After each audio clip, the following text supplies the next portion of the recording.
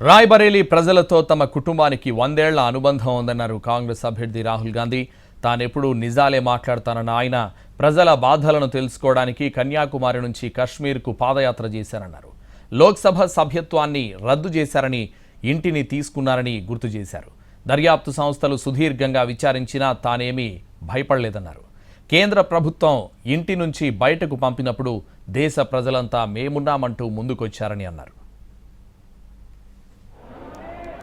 मेरा और मेरे परिवार का आपके साथ 100 साल पुराना रिश्ता है।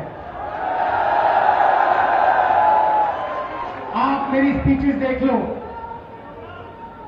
मेरी स्पीचेस में जो भी मैं कहता हूं, मैं सच्चाई बोलता हूं।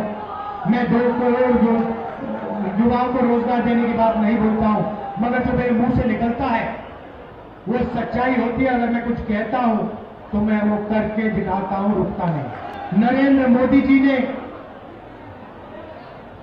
ईडी से मेरा इंटरोगेशन कराया।